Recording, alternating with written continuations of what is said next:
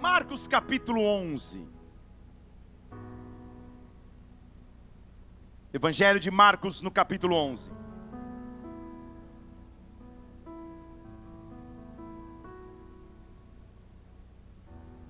Versículo 22. Tenha fé em Deus. Deixa eu falar de novo, porque depois dessa afirmação, normalmente numa igreja cheia da glória, escuta-se um amém. Então vou fingir que não fui ignorado e vou ler mais uma vez, porque sou insistente, tenho fé.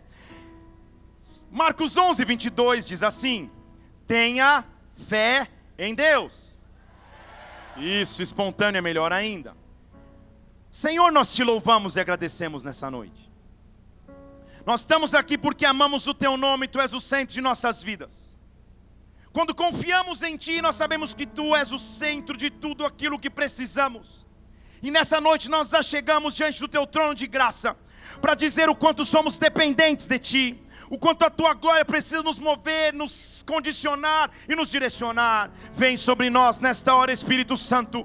Acaba com o silêncio em nosso interior e manifesta sobre nós a tua glória, tua unção, teu poder, tua majestade. Encontre em nós recipientes preparados para receber de ti. Que o teu reino venha agora aqui, que a tua vontade seja feita agora na terra, como já foi feita no céu. Como igreja nós te adoramos, engrandecemos e aplaudimos o teu nome, porque tu és santo, tu és santo. Oh! Este versículo é uma recomendação do próprio Jesus.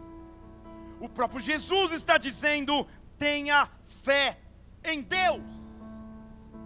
Há uma maneira de vivermos, há uma opção e única opção de existirmos em Deus, e esta é viver pela fé. Deus quer que nós vivamos pela fé. Deus quer que você viva pela fé. O que Ele estava ensinando aos ouvintes naquela situação era que quem tem fé faz coisas improváveis e impossíveis. Quem tem fé realiza as coisas maiores do que imaginou. Ele continua o versículo dizendo: tenha fé em Deus.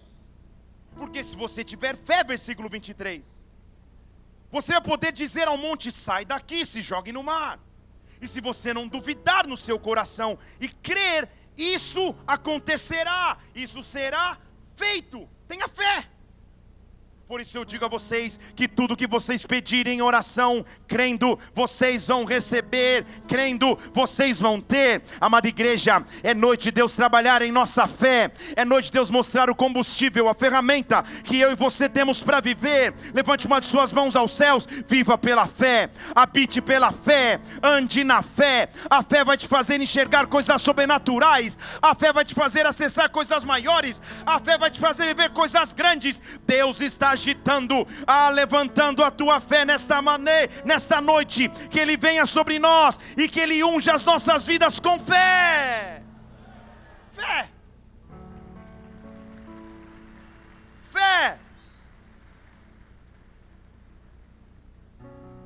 Você já viveu certamente tempo suficiente para no decorrer da sua vida ter atravessado algumas crises. Há alguém aqui que nunca tem atravessado crises? Levanta a mão para a gente orar por você, para que Deus mostre a realidade. Aleluia. Crises, na definição, são circunstâncias de instabilidade que pressionam o meu presente. Deixa eu falar mais uma vez. Crise, na definição, é aquilo que ameaça a minha realidade, trazendo pressão em relação ao meu presente, para que eu perca a esperança do futuro. Crises. Pelo simples fato de você ser brasileiro, você sabe o que significam as palavras crise. Eu me lembro da minha infância, adolescência, e aí talvez você vai perceber a data de nascimento um pouco mais avançada, porque na minha adolescência e infância, a moeda do Brasil não era nem um real. Era o cruzeiro novo. Cruzado novo. Quem é dessa época aqui? Quem está fingindo não ser? Isso. Eu me lembro que depois dessa época de cruzado, de várias cifras, você se achava milionário porque tinha 1 milhão e não valia nada. Veio uma época de uma tabela chamada URV, URT, não era isso? Onde você fazia um sistema de conversão para entender os valores. Naquela época eu me lembro das notícias que mostravam que em um dia só os preços eram marcados no mercado às vezes 2, 3 vezes nas gôndolas. Me lembro do momento da criação do Plano Real. Na época eu já trabalhava com eventos, levando delegações de brasileiros ao exterior para traduzir para eventos. E eu me lembro que na criação do Plano Real, no momento de criar, o real era mais forte que o dólar. A conversão era meio que 1 para 0,97, 1,098. Então você imagina eu com um grupo de brasileiros nos Estados Unidos, na Flórida, em Miami, com um dólar mais forte do que o real, era para glorificar de pé, amada igreja. Nos grandes mercados o pessoal vinha com um carrinho cheio. Eu tinha que interceptar passageiros e clientes falando, calma, respira. Um cara saiu, veio ele e a mulher, cada um carregando um carrinho com 4 pneus. Falando, tá muito barato. Eu falei, eu sei que tá barato, mas você já parou para pensar, só respirar. Como que você vai levar esse pneu para sua picape? Outro queria comprar um frigobar. O outro um aparelho de ar-condicionado. Era a época dos famosos Nike Shocks. Vocês estão lembrando, né? Que a galera queria comprar de baseada. Você já atravessou crises? Você já atravessou circunstâncias adversas? Nem sempre tudo sai como você planejou. Semana passada eu mencionei que meu filho mais novo, de 7 anos, ama futebol e está aprendendo a torcer para futebol, agora com mais ímpeto numa Copa do Mundo, onde todo mundo para. No primeiro jogo, depois do 2-0, do segundo gol, golaço, pulamos, vibramos. Já disse que ele olhou para mim e falou, pai, estou passando mal. Foi chorar no banheiro porque não entendia porque estava passando mal. É muita pressão, ele dizia, muita pressão. Eu falei, calma filho, é só o primeiro jogo. Assistimos o segundo jogo junto, aquela pressão, e quase que eu passando mal e ele também. Daqui a pouco faz um gol, Vinícius Júnior, é anulado, a gente grita, toca a corneta, o VAR anula o gol. E eu como pai, achando que tudo vai dar certo, falo, filho, calma, até o final do jogo o Brasil vai fazer um gol. E falei, Senhor, nas tuas mãos eu te entrego. E não é que deu certo. Quase no último minuto, o Casemiro faz um golaço, nós nos pulamos, jogamos para o alto, bandeira, todo mundo. Sexta-feira, último jogo do Brasil.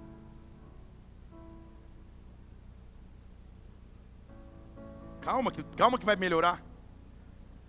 Dia do aniversário do meu filho. Ele põe a camiseta e vem para a sala, pai, hoje é dia do meu aniversário, o Brasil vai jogar. E eu vejo a lista de jogadores e falo, vai dar tudo certo. E aquele jogo, aquela pressão, e daqui a pouco no final eu resolvo usar a mesma frase, calma filho, até o final do jogo sai um gol. Eu só não sabia que eu tinha que ser mais específico. Porque crises chegam sem você pedir licença. De repente um detalhe faz as coisas saírem do planejado. E você tem que ministrar uma criança dizendo, calma, o seu aniversário será melhor nos futuros anos. Deus vai apagar da tua memória esse trauma. Quais são as crises que você já enfrentou? Quais são as crises que você enfrenta? Quais são as dificuldades que estão diante de ti, que mudam tua estabilidade? Crises têm diversas naturezas. Há crises políticas, há crises ecológicas, há crises econômicas, há crises culturais, há crises educacionais, há crises de identidade, há crises existenciais, há crises financeiras, há inclusive crises espirituais. Qual é a crise que um dia bateu na tua porta para atingir tua estabilidade do presente, para roubar tua fé do amanhã? No meio da crise, o que eu e você temos que fazer? A Bíblia está nos fazendo um convite: viva pela fé, viva pela fé, viva pela fé, viva pela fé. Eu vou dizer até eles colocarem a arte que a gente combinou: viva pela fé, porque Ele é um Deus grande, Ele é um Deus sobrenatural. Viva por uma fé que te leva além. Deus está te chamando para viver em fé. Em fé. Se você é dono desse Gol branco que está 30 minutos aí, amanhã a gente dá o endereço do Detran do Paraná. Mas viva pela fé. Quando as circunstâncias estiverem adversas, quando as crises baterem em tua porta, viva pela fé. O apóstolo Paulo começa a nos decifrar e mostrar qual é o caminho de andar pela fé. Gálatas capítulo 3, versículo 23, diz que antes que eu tivesse a fé, eu estava guardado na lei, preso nos rudimentos da lei, para um dia uma fé que iria se revelar. Vocês estão comigo aqui? O que ele está dizendo é que nós que vivemos depois de Cristo, temos um privilégio gigantesco em comparação aos cristãos, ou aos crentes, ou ao povo de Deus do Antigo Testamento. Nós temos o benefício da fé. Ele está dizendo, antes da fé, nós estávamos presos na lei. A lei, contudo, se transformou num aio, se transformou num obstáculo, num caminho. A lei se transformou numa muleta. A lei se transformou em algo que me conduziria. Pode mudar, setinha para baixo, próximo versículo, vai dar tudo certo. Isso, Deus, de modo que a lei se tornou o nosso aio, o nosso objeto, para que nos conduzisse até Cristo, para que através de Cristo nós fôssemos pela fé justificados. A fé em Cristo me deu justificação. Agora entenda, amada igreja, se a fé em Cristo me levou até Ele e eu fui justificado, a fé é o caminho pelo qual agora eu vivo. Ele diz versículo 25, então agora não estamos mais debaixo do jugo, não estamos mais debaixo da lei, somos todos filhos de Deus através da fé. Versículo 25, 26, através da fé em Cristo Jesus. Deus está te chamando para viver pela fé. Ele é o caminho que me levou a Cristo, mas é o meu modo de vida depois de Cristo. Fé, fé, a capacidade de crer, fé. Agora posso ir mais fundo, sim ou não?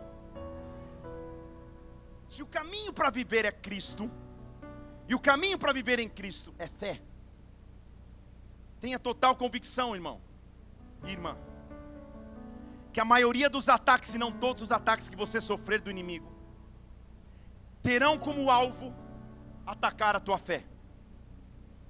Em outras palavras, em português claro, terão como alvo atacar tua confiança, tua esperança, tua estabilidade, tua paciência, teu equilíbrio, porque tudo isso está associado à fé. O que seria fé então no original grego bíblico do Novo Testamento? Aleluia, fé é a palavra grega pistis, preste atenção comigo, que significa a convicção de que Cristo pode intervir para salvar. É um pouco mais profundo que crer somente em alguma coisa subjetiva, entre crer somente numa luz, entre crer somente num sol que brilha, não, é muito mais profundo. Fé na verdade é crer que Jesus Cristo pode intervir para a salvação. Fé é esperar que na verdade Ele intervenha. Eu estou dizendo sobre a tua vida, Deus vai começar a enviar Cristo para que Ele intervenha na tua história. Jesus Cristo vai intervir na tua vida para salvar. Eu estou vendo livramento vindo em tua direção, salvação vindo em tua direção, salvação vindo em direção à tua casa. Fé é a convicção que Ele vai agir de alguma forma. Fé é a convicção que Ele vai entrar em atividade. Fé é saber que a minha esperança está depositada naquele que nunca abandona. Fé, fé.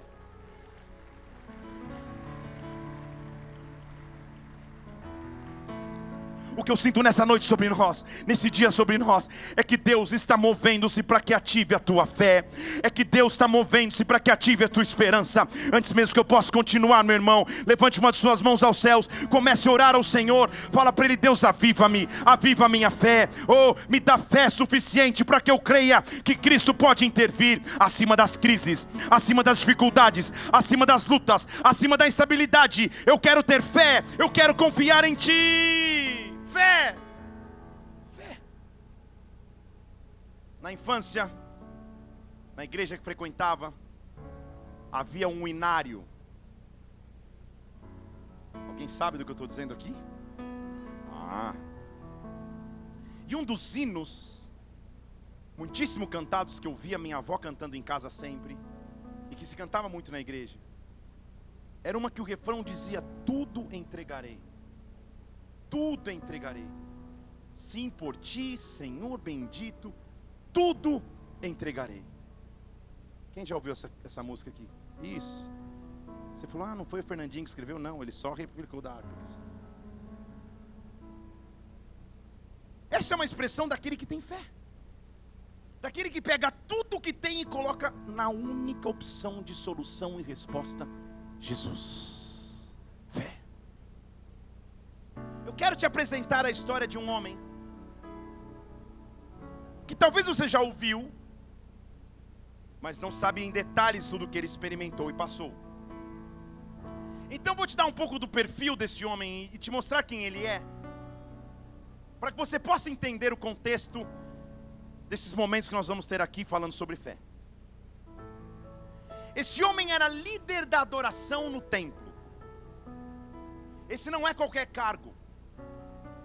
Desde a época de Davi, passando para Salomão, foi instituído turnos de adoração no templo.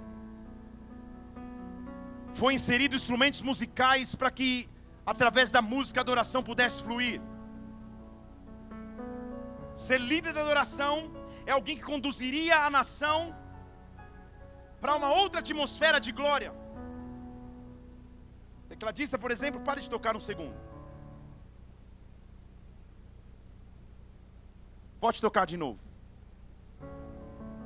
Você percebe a diferença da atmosfera quando o instrumento está sendo tangido?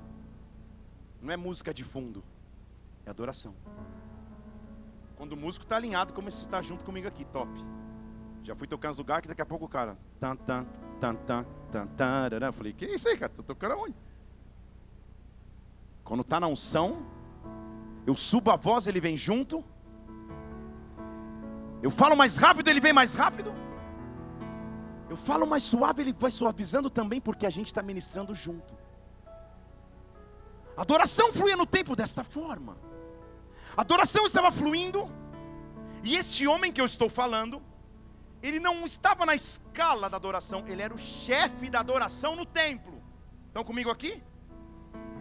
Não há como não esperar desse cara adoração. Se ele é chefe da adoração no templo, é lógico se pensar que ele era de família levítica, ou seja, ele era de família sacerdotal, da tribo de Levi, ele era separado sacerdote. Porém, meus amados irmãos, o cenário do país ao seu redor era um cenário de crise absoluta. O país estava mergulhado em violência entre os seus cidadãos, litígio e violência entre os irmãos. O sistema legal estava pervertido e em ruínas. Justiça e injustiça, desfavorecimento era a palavra de lei. Como continuar conduzindo a adoração em tempos terríveis? Como ter adoração nos nossos lábios quando tudo ao meu redor parece cair? Quando tudo parece despencar? Quando nada parece estar de acordo com aquilo que eu planejei? Como adorá-lo? Este é o cenário, esta é a função, esta é a crise. Qual é a crise que você enfrenta? Eu quero te ensinar a viver o caminho da fé. Deixa eu falar mais uma vez, eu quero te ensinar a viver o caminho da fé. O primeiro caminho para viver pela fé: passe pela fase da revolta. Deixa eu falar de novo, que aí ninguém disse nem amém. Você está fingindo que nunca se revoltou. Passe, não estacione na fase da revolta. Passe. Porque Abacuque, abra comigo, Abacuque. O nome desse homem é Abacuque. Para você que sonha em dar um nome diferente bíblico para o teu filho, está aí. Abacuque, líder da adoração, sacerdote levítico, adorador. Contudo, a maneira que ele vai começar o seu livro não expressa a atitude de um adorador, expressa a atitude de alguém que está em revolta. Porque olha o que ele diz em Abacuque capítulo 1, versículo 2. Até quando, Senhor? Até quando eu vou clamar e o Senhor não vai escutar? Até quando eu vou gritar e o Senhor não vai salvar? Até quando? Calma aí, Abacuque, você não é adorador. Por que você está reclamando? Por que você está revoltado? Por que você está irado? Há muitos até quando que vêm sobre a nossa história. Muitas vezes nós dizemos: Deus, até quando? Até quando a situação não muda? Até quando? Até quando a resposta não chega? Até quando? Até quando o milagre não acontece? Até quando? Ele estava clamando, mas ao mesmo tempo reclamando de que Deus não escutava. Eu estou diante de um sacerdote levita, líder da adoração no templo, mas os seus lábios foram preenchidos com reclamação, com indignação, com frustração. Até quando? Porque ele expressa o cenário que eu te expliquei. Ele diz: sabe por quê? Deus, olha o que está acontecendo. Versículo 3: por que razão eu estou vendo a iniquidade? Por que razão eu estou vendo a opressão? Por que razão eu estou vendo a destruição, a violência diante de mim? Eu estou vendo contendas, o litígio é suscitado, a lei está frouxa, a justiça não se manifesta, o ímpio cerca o justo, a justiça é pervertida. Até quando? Até quando? Eu estou aqui nessa noite para te ensinar o caminho da fé. E o primeiro caminho da fé, presta atenção, é que Deus vai tirar o até quando da tua frase e vai colocar enquanto. Você não entendeu? Vou te falar em português. Ao invés de você falar até quando isso vai acontecer, você vai dizer: enquanto isso acontece, eu vou continuar adorando a Deus. Enquanto a resposta não chega, eu vou celebrar o Senhor. Enquanto o milagre não acontece na minha vida, eu não vou eu não vou esmorecer. Deus me chamou para viver pela fé, Deus me chamou para andar pela fé. Deus vai ativar o meu espírito para que eu ande pela fé. Não é fácil enfrentar crises. Eu sei que as situações muitas vezes são difíceis. Eu sei que o teu lábio fica dizendo: até quando tantas vezes? Mas eu quero te mostrar um caminho de opção. Porque no meio do caminho, ele toma uma atitude.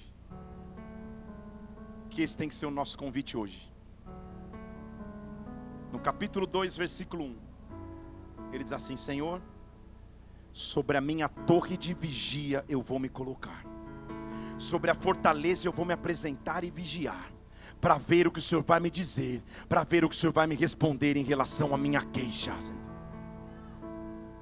Senhor, o que ele estava dizendo: eu tenho duas opções: ou eu fico no buraco, ou eu fico na caverna, ou eu fico escondido no meu quarto, reclamando e perguntando até quando, até quando, até quando. Ou eu subo na torre de vigia, ou eu vou para um lugar alto e eu vou clamar a Deus, ou eu busco a tua presença e vou buscar a Deus, porque eu sei, o Senhor vai me responder, a minha queixa não vai ficar vazia, o Senhor vai me responder. Eu vou subir na torre de vigia. No mesminário da minha avó, de uma outra música dizia: castelo forte é o nosso Deus. Esse castelo forte é a referência da torre, da fortaleza. Nas plantações, ou nos rebanhos e nos pastos, os pastores de ovelha ou semeadores plantavam ou construíam uma torre, uma fortaleza de pedras, para que eles pudessem subir e ter maior visão de como o campo estava, e ter maior visão se vinham predadores, e ter maior visão se a chuva estava por vir. Eles subiam na torre de vigia para não ficarem impressionados pela circunstância terrena, mas subiam para receber maior direção. O que ele está dizendo é: na minha vida espiritual há uma torre de vigia. Todas as minhas circunstâncias vão me pressionar para viver ao meu redor, dizendo até quando, até quando, até quando, até quando, ou porque eu escolho nesta noite subir na torre de vigia, subir na fortaleza que é a presença de Deus, porque eu sei, Ele vai me responder, Ele vai me responder, Ele vai me responder. Volta para o teu lugar de busca, volta para o teu lugar de entrega, e este local é na presença de Deus, este local é na presença do Senhor. Oh! É o mesmo homem que começou reclamando no capítulo 1. Agora ele já decidiu: calma aí, eu vou subir na torre, cara. Eu não vou ficar preso aqui na reclamação, eu vou subir na torre. Deixa eu subir na torre, porque Deus vai falar comigo. Não tinha evidência nenhuma que a situação tinha mudado. Quem mudou foi ele. Estão comigo aqui? Quem mudou foi ele. Ele sobe na torre e ele começa a dizer: Senhor, Senhor. Versículo 2. Então o Senhor me respondeu. Só isso aqui a gente já podia encerrar a reunião dessa noite. Deixa eu falar de novo para você dizer amém. Então o Senhor me respondeu. Glória a Deus, porque nós servimos um Deus que responde, um Deus que quando eu clamo Ele tem ouvidos abertos para escutar, um Deus que responde. Eu estou chamando respostas de Deus sobre a tua vida nesta semana, para áreas de sua vida que você estava esperando que a voz de Deus se manifestasse. Chegou o tempo de respostas, chegou o tempo de respostas. Deus vai te responder, Deus vai responder o teu clamor. Se prepare, a resposta vem, a resposta vem. Você conhece uma pessoa, não precisa olhar para ela agora, nem olhe para mim, que se você mandar uma mensagem hoje, agora, no WhatsApp, perguntando: vamos amanhã em tal lugar? Sexta-feira, 6 da tarde, ela vai falar: oi, tudo bem? Como se nada tivesse acontecendo. Dizendo: não dá para ir nesse compromisso. Já foi. Você conhece aquele que dá 2 visualizadas e ignora? Oh Deus, essa gritou do fundo e olhou para o marido. Temos ministério de casais aqui ativo, depois a gente conversa. Muito bem. Com Deus não é assim. Com Deus eu clamo, Ele responde. Com Deus eu clamo, Ele responde. Com Deus eu clamo, Ele responde. A decisão então é parar de ficar na cara de Deus, com o dedo em risco, dizendo: até quando? Até quando? Até quando muda? E falar: não Senhor, deixa eu parar o até quando. E deixa eu subir na torre de vigia. Deixa eu ir para a tua presença. Deixa eu ajoelhar na tua presença. Deixa para o meu quarto secreto. Deixa eu subir em adoração. Deixa eu subir em oração. Porque quando eu clamar lá, o Senhor vai me responder. O Senhor vai me responder. Há pessoas que há anos não sentiam a glória de Deus, vão voltar a sentir. Há pessoas que há tempos não sentiam a glória, a resposta de Deus. Eu estou dizendo: a resposta chegou. Se você crê, dê um brado ao Senhor e adore-o aqui. Ei! E sabe qual é a resposta? O Senhor me respondeu. E olha o versículo 2. E é legal que o Senhor não responde assim: Abacuquinho, vem cá, por favor, vem cá, não chora, neném. Sabe como ele responde, Abacuque? Escreve a visão de um cara que não tinha perspectiva. Agora ele já está na torre e Deus está dizendo: eu vou te dar uma visão, mas é para você escrever. Porque o que eu estou te dando aqui, não grava na tua mente ou no teu coração para que você não esqueça. Escreve a visão, para que até quem passar correndo, até as futuras gerações, possam entender o que eu estou te dando agora. O projeto que eu estou te dando agora, a estratégia que eu estou te dando agora, o sonho que eu estou te dando agora. Escreve, escreve de forma bem legível. Diz a Bíblia que Abacuque foi o segundo homem na humanidade a usar um tablet. Porque o Senhor falou: escreve a visão em tábuas. Moisés escreveu no iPad 0, Abacuque no iPad 1. E sabe por que está mandando escrever? Escreve para que nem você esqueça o que eu fiz na hora da maior crise. Escreva para que nem você esqueça que o que eu vou dizer é profundo. Sabe por quê? Versículo 3: porque a visão ainda tem um tempo determinado, ela nunca está atrasada, ela se apressa para o fim. Eu estou chegando na completude das coisas, mesmo que demore, espera, porque certamente virá, não tardará, não tardará, não tardará. Eu estou dizendo, chamando toda palavra profética que está na atmosfera desta casa, toda palavra que um dia foi liberada sobre a tua vida, não vai tardar, não vai tardar. O Deus que te chamou, o Deus que te separou, o Deus que te prometeu, ainda tem compromisso para contigo. Ei! Viva pela fé, viva pela fé. Só escreve, Abacuque, só escreve, porque não vai tardar. E ele diz assim: escolhe só o lado que você quer estar. Versículo 4: aí está o soberbo, minha alma não está com ele, mas o justo viverá pela fé. Soberbo ao lermos parece ser o cara com o nariz empinadinho, que não quer falar com ninguém. Você também conhece, mas não olhe. E nem marque. Soberbo na Bíblia não é isso. Soberbo é aquele que ao escutar a voz de Deus, não obedece a sua voz e ignora seus mandamentos. Soberbo é aquele que acha que não precisa da ajuda de Deus em determinadas situações em sua vida, porque já resolve sozinho. Isso é soberbo.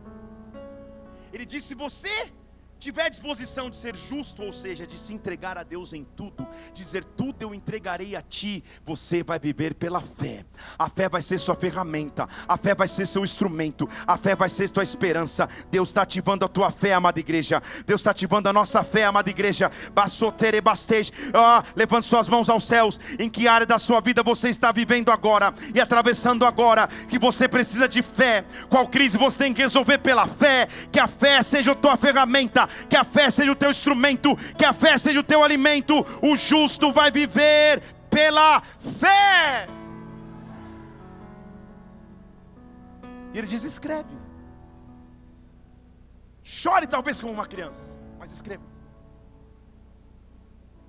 E sabe o que ele está escrevendo?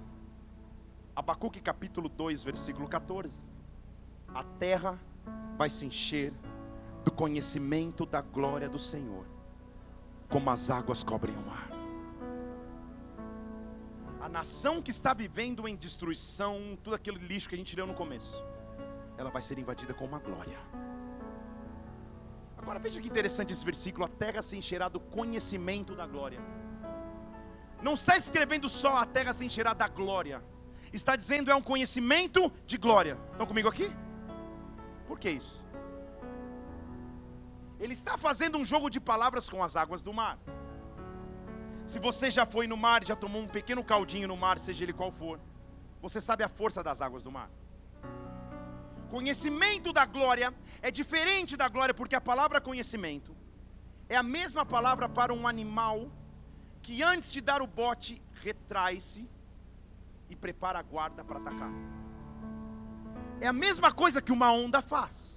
Ela vai para trás e com mais para trás ela for, mais forte ela vai voltar para frente.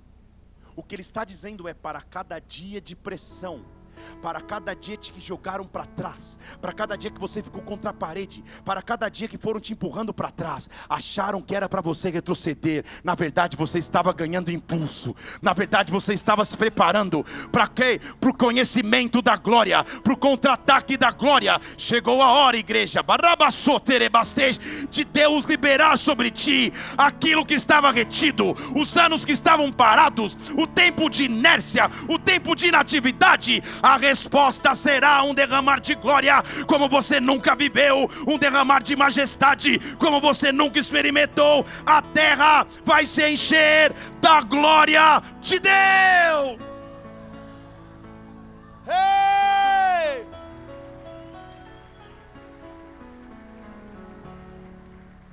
Só que eu estou te ensinando o caminho da fé. E o caminho da fé começou com reclamação. Até quando?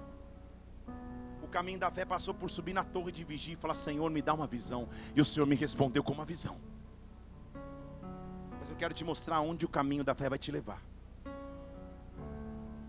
Porque quem te viu na prova e não te ajudou, vai saber que tem sabor de mel. Já dizia o famoso teólogo.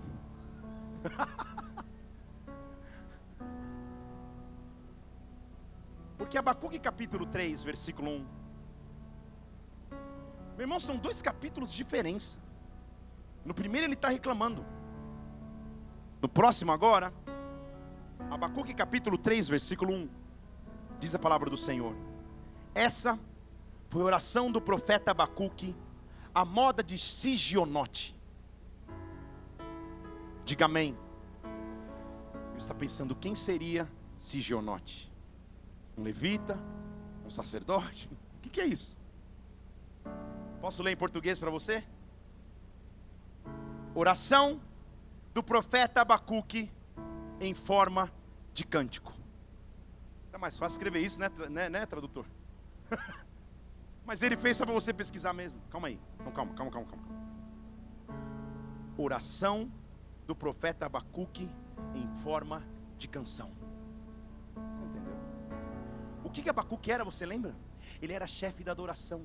Só que o capítulo e o livro começa com o chefe da adoração, ao invés de adorar, tendo seus lábios cheios de reclamação, dizendo: Senhor, até quando, até quando, até quando, até quando, até quando, ó céus, ó vida, ó azar, até quando, até quando, até quando, até quando? Quando Deus o invade, o que era reclamação se transforma em canção, o que era reclamação se transforma em adoração. Deus estava invadindo a boca dele com um cântico. Eu estou profetizando sobre ti, você vai voltar a cantar, você vai encontrar motivos para adorar, você vai voltar a encontrar motivos para celebrar. Há uma adoração que Deus vai colocar nos teus lábios em forma de canção. Abacuque, escreve, porque eu vou te dar uma música. Escreve. Eu te tirei da reclamação para te transformar num adorador. E ele começa a escrever. E é uma música que ele está dizendo. Não vou usar cantar aqui, mas ele diz: eu ouvi, Senhor, tua fama. Isso é uma canção. Eu temi. Aviva, Senhor, a tua obra no meio dos anos, para que ela seja conhecida, e na sua ira lembra da tua misericórdia. Não mudou um pouquinho? No capítulo 1 era o cara com o dedo em rixa. Até quando? Até quando? Até quando? No capítulo 3, Senhor, só tem misericórdia de mim. Só tem misericórdia de mim. Só tem misericórdia de minha nação. A adoração nos leva ao quebrantamento. A adoração nos leva a entender que nós somos pequenos e Ele é grande, que nós não podemos nada, mas Ele pode tudo. Deus está nos transformando em adoradores. Deus está nos fazendo viver pela fé. Ele começa a adorar a Deus: Senhor, só se lembra de mim na tua misericórdia. Só faz algo grande, Senhor. Eu ouvi da tua fama, a experiência que eu tive contigo, o caminhar que eu tive de fé. Encheu os meus lábios de adoração, encheu os meus lábios de glória, encheu os meus lábios de poder. Eu estou dizendo: vai começar a soprar sobre a tua vida um vento de adoração. Onde havia murmuração, onde havia reclamação, onde havia contenda, onde havia amargura, onde havia mau humor, Deus está trazendo adoração na atmosfera. Deus está trazendo adoração no ambiente.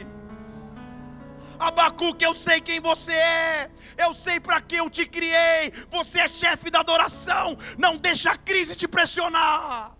Adora, viva pela fé. Ele começa a adorar o Senhor. E aí ele escreve as letras de canção, talvez das mais famosas, que você talvez já ouviu falar, só não sabia de que era do próprio Abacuque. E talvez não sabia do contexto de toda a história que eu te contei. Mas quando ele está cheio da glória de Deus, transformando os seus lábios em adoração, ele escreve o versículo 17. Ele diz: ainda que a figueira não floresça, ainda que não haja fruto nas vides, ainda que falhe o produto da oliveira, se os campos não produzirem mantimento, ainda que o rebanho seja exterminado da malhada, nos currais não haja mais gado, ou seja, se tudo der errado, se nada der certo, todavia, versículo 18, eu me alegrarei no Senhor, eu exultarei no Deus da minha salvação. Eu não vou ser movido por circunstâncias naturais. Eu vou crer, eu vou crer, eu vou crer, eu vou crer, eu vou confiar, eu vou depositar minha fé em Ti. Eu me rendo, eu me rendo para conhecer, pra conhecer-te. Sim, meu Deus. Mais eu me rendo. O justo viverá pela fé. Eu me rendo. O justo viverá pela fé. Pra conhecer-te mais, pra conhecer-te. Eu me rendo, eu me rendo, eu me rendo. Eu me rendo. Pra conhecer mais, mais, mais, mais, mais. Pra conhecer-te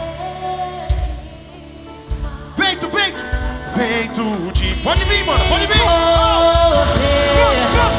sopra em meu viver, faz teu querer em mim, como um vendaval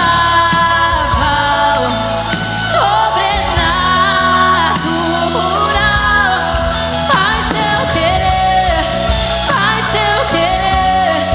em mim. Eis-me aqui no começo, ei. Eis-me no começo, prostrado, pra tudo entregar. Pra tudo entregar. Leva-me, Deus, leva-me perto de ti. Anseio por ti, oh! Anseio por ti. Eu me rendo,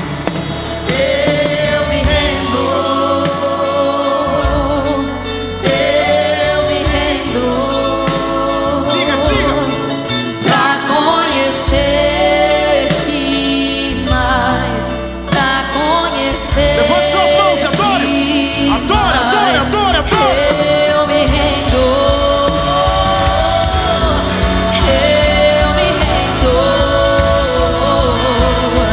pra conhecer-te mais, pra conhecer-te mais. Olhe pra mim aqui.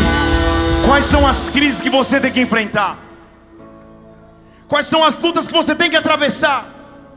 Deus está tirando do teu coração a indignação, a revolta, as dúvidas até, e colocando nos teus lábios a adoração, para que você e eu, como Abacuque, sejamos despertados em nossa fé, para que nós possamos dizer: Senhor, mesmo se tudo der errado ao meu redor, eu ainda vou adorar o teu nome, eu vou exaltar o teu nome, eu vou engrandecer o teu nome.